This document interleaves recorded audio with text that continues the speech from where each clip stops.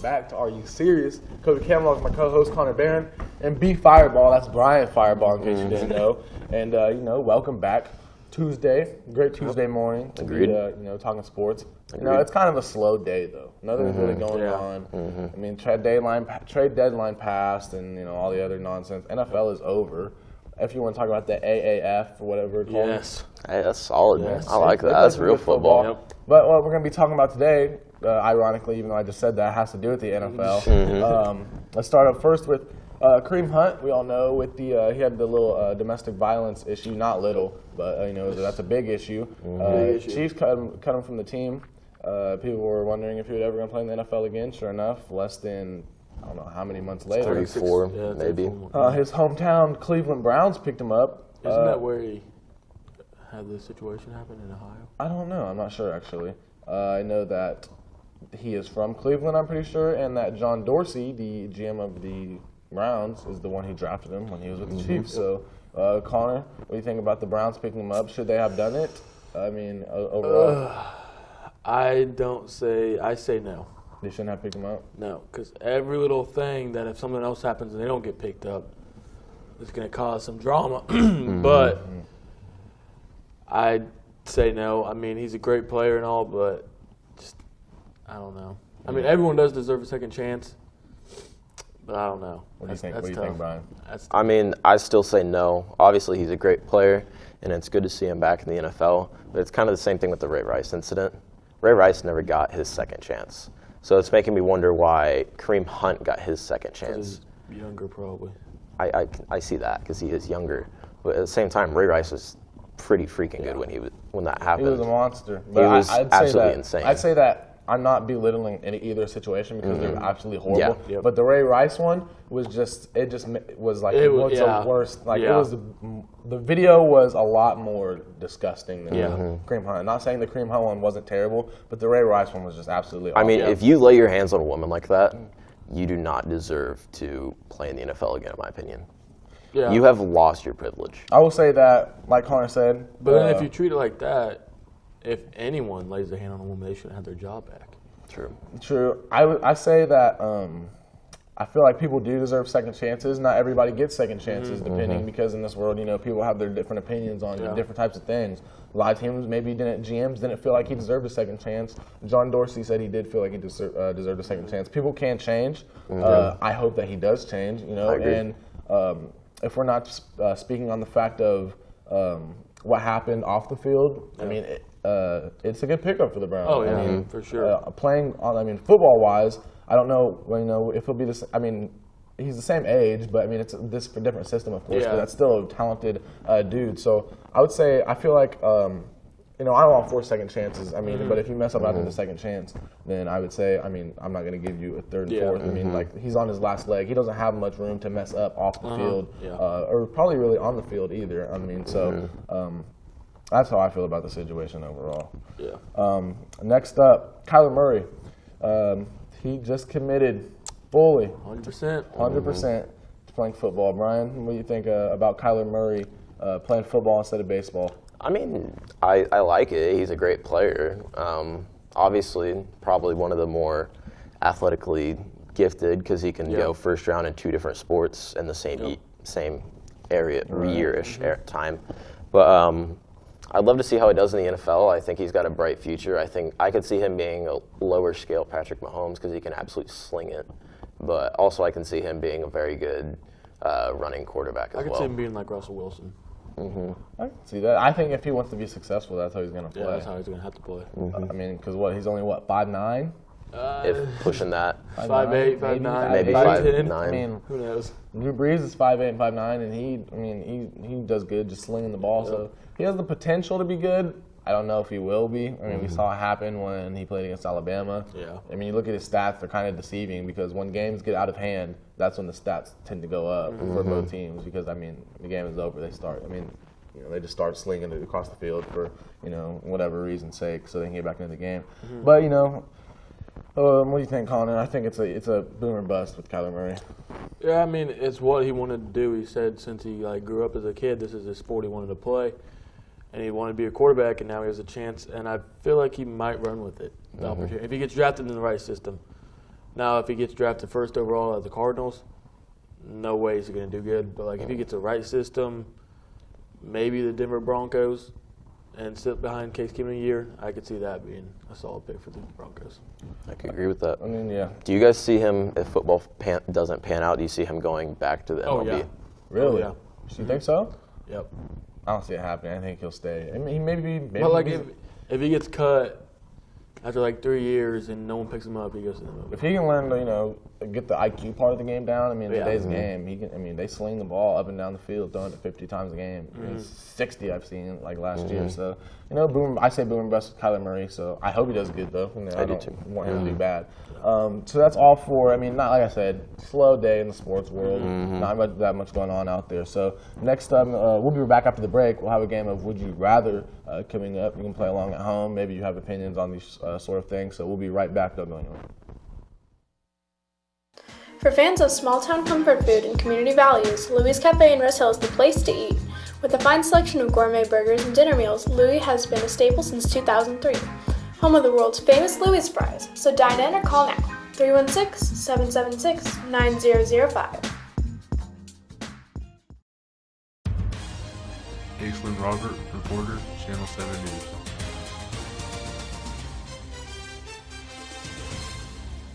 Are you tired of constant fatigue and drowsiness? Do you suffer from chronic boredom and/or lack of motivation? Then you're going to want some fake news. 5 out of 4 doctors recommend fake news as your daily dose of legitimate happiness. If you or a family member exhibit any of the aforementioned symptoms, talk to your doctor. Fake news might just be exactly what you need. I used to eat grass. Now I watch fake news. I used to break down in front of cameras crying, and now I found fake news. Warning. Side effects may include corneal combustion, sporadic oral bone growth, shark-like personality, supernatural powers, spontaneous apple-triification, profuse vomiting of the foot, amnesia, internal ear growth, loss of any or all senses, loss of your favorite limb, development of the ability to see dead people, death, gravitational anomalies, instant gratification, race change at random intervals, brain dumb, and freshman uprising. For more information, call 1-800-PI19-Delta-6693. I'm being paid to be here.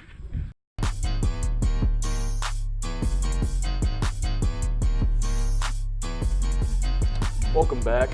We got a little game here going for you. Would you rather? Would you rather? We're going to ask each other questions. Okay. We'll go first. Okay. Have a long average playing career or a fantastic career cut short by injury? How short do you think? Like after your first 2 years. Oh, dude, I'm playing. I want to. As much as I want to be, I want to be great, but I don't think I could deal with being that great and then never being able to play again. So I'm going to say, have a.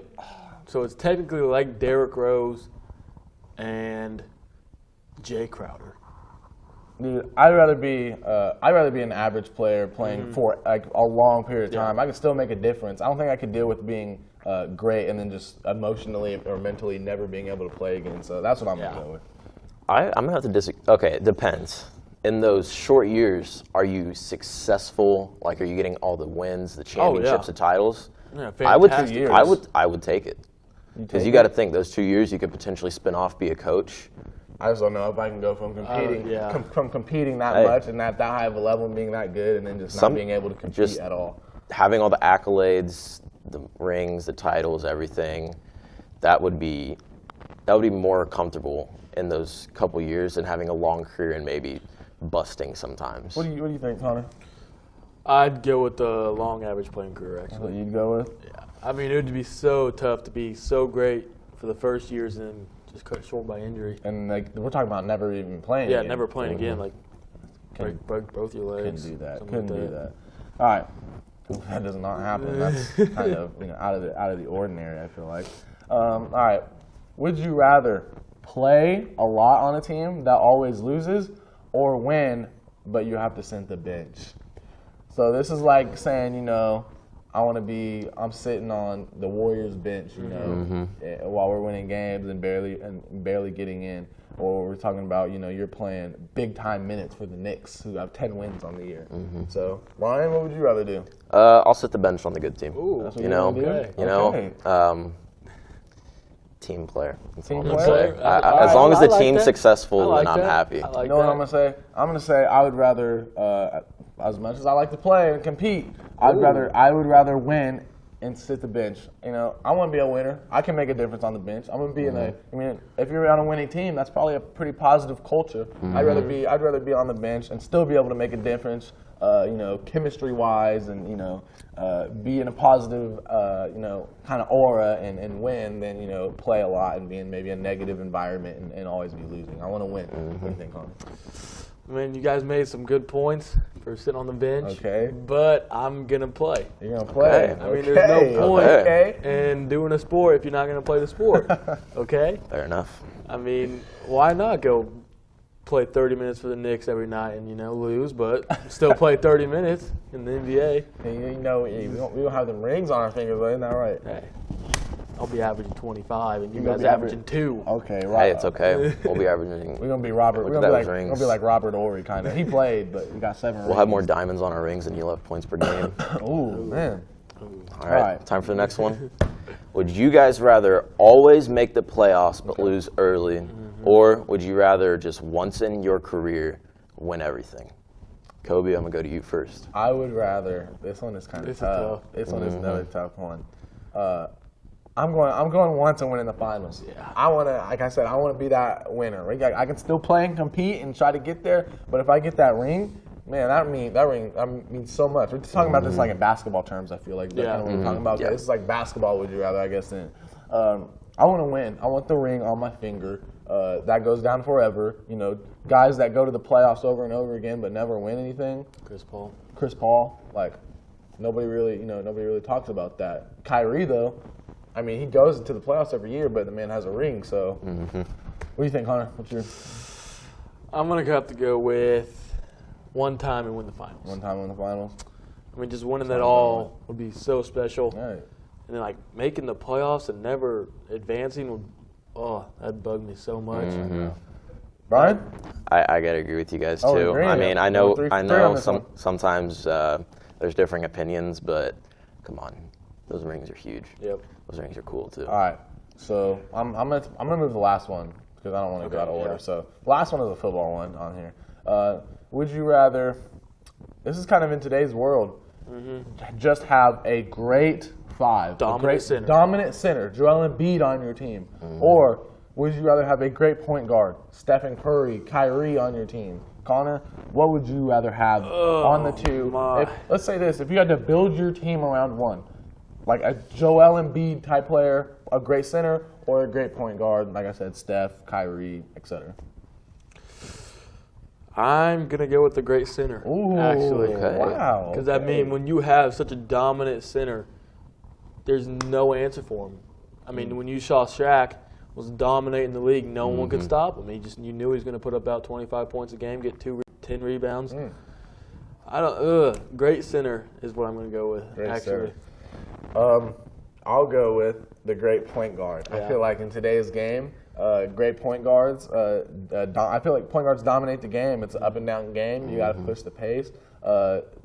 Bigs that are rare to come by, like Joel Embiid, who can still run the floor and get up and down really well. But I feel like point guards, the game is. I mean, we're scoring in the 130s and 120s. We're shooting 3-pointers. A point guard who can, get the ball up the floor, shoot the three, get in the lane, and finish. Because we're talking about a great point guard. I feel like that's what I would want in my game. I feel like they'd dominate. I mean, you look at every single team in the league. Every one of them has a above average, a good guards are just. I mean, you look at the worst team in the league.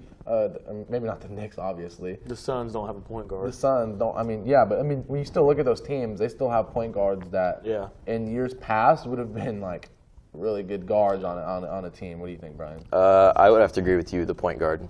If I could build it on anybody, I'd build it on Steve Nash as well.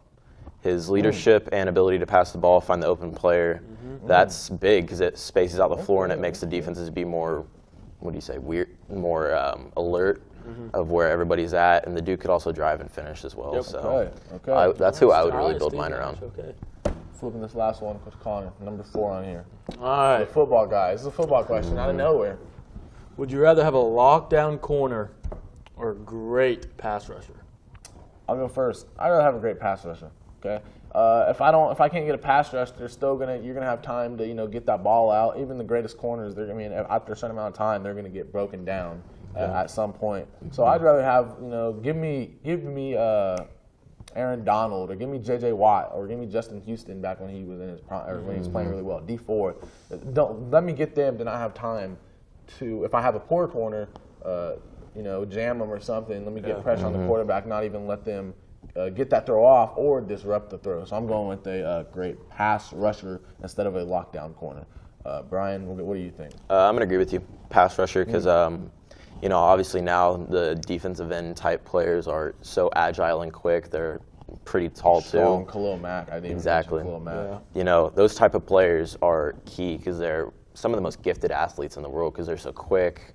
They can get past a lineman linemen aren't slow either in the NFL. Some of them are, but some of them are pretty quick too for their size. And getting past those linemen to get to the quarterback is key because forces bad throws, fumbles, penalties, intentional grounding penalties, stuff like that. So I'm a football guy. What do you want? I am going with a lockdown corner. Really? Okay. Because when you think of a great pass rusher, you could easily double team, chip him with a tight end, chip him with a running back. That could take him out of the game. Right. But if you have a great lockdown corner, that completely takes their best receiver out of the game, takes away almost a third of the field if you play like zone on that side, which was the Seahawks did with Richard Sherman. And I mean, a great lockdown corner helps your defense out so much more than I feel like a great pass rusher. Really? Because when you have a great pass rusher, but you still have the safety. You can have help. Just go to the other side. You can have just go to the other side. What do you mean? Like if the pass rusher's over here, just roll out to this side. Eliminates the pass rusher. I mean, I guess, but still, you can't do that every play of a game. I mean, like we see Khalil Mack, as good as he is, they double team that dude. He's still getting, 2 sacks a game. Yeah, but either way, I mean, you still got help over the top. You still got a safety. Maybe my safety is decent, but we're getting to that quarterback. We're gonna knock him down a few times. Nice little game of Would You Rather. That was kind of fun. I like that. Like I said, It's a good one. That's again nothing really else to talk about today. NBA was on. We can talk about this real quick. We were talking about this. Do you guys legitimately think Paul George could win MVP or should win MVP over James Harden? He had 47 last night. 47 triple-double. He had a triple-double. Following a 45-point night against Houston on the road. He's killing it right now. They're 11 out of 12 in their last games. Yeah. Which is he's averaging like 36 or something. Yep. I could see it, but I feel like James Harden with his 30-point streak, 30 games now, is just going to get it. I will say quickly, Paul George is the MVP of the league right now. Two-way player. He's leading the league in steals too. Yeah. And deflections. And deflections. He plays both ends of the floor nonstop, and he's shooting the three. He's shooting the three ball at an insane percentage. Like he was like 8 of 12 last night, and the night before he was like 8 of 12. And he's doing it. He's so efficiently too. And he's like I said, he's locking down. He had James Harden. I mean, he had 40, but he made him work for those 30 or 40. What do you think, Brian? I agree. I think Paul George could be the MVP of the league right now. Obviously, Harden can score the ball really well, but you got to look at some of the games he scores. He's taking like 30 shots a game, 35 shots a game. Paul George isn't taking anywhere near that. Paul George is putting up like 47 on like half of on less than 20 shots even sometimes. Exactly, like that's where his maturity came in. That's when his injury comes in because he knew he couldn't be. I don't want to say more explosive, but I think he defined his game more. He's definitely. It's crazy to think. I would say he might be one of the most crafty, skilled players in the league. I would agree, especially over 6'6". He's 6'9". That's crazy. Yeah. Okay, but I have a question. Other than the Warriors 3, are Westbrook and PG the best duo in the league? For now, I'd say yeah. I'd say yeah. For now, yes. If Westbrook can quit turning the ball over, yes. I mean, he has 10 triple-doubles in a row. Broke Wilt's record. That's a big until record. Until LeBron and AD get together, or Kyrie and KD get together, they're the second best duo in the league right now. Russ is playing good. Paul George is playing off the chain. All right, so that's for that. We'll be right back with Sports in Rose Hill. Stay tuned. Don't go anywhere.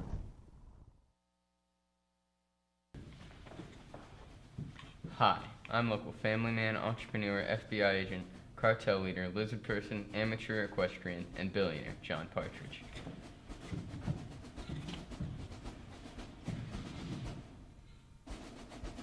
And you should watch fake news.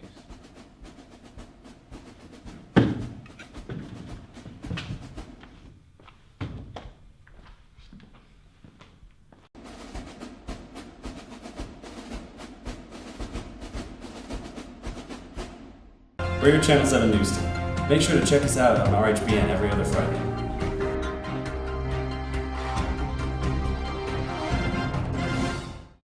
Looking for a reliable and trustworthy auto repair shop? Head over to Redline Auto Repair, locally owned family business in the Rose Hill area since 2004. Their experienced workers and modest prices have earned them a reputable status among the people of Rose Hill. Their services vary from oil leaks, AC repair, as well as engine and transmission replacement. If you're in need of an auto repair, make your way to 112 North Rose Hill Road for the best automotive repair available.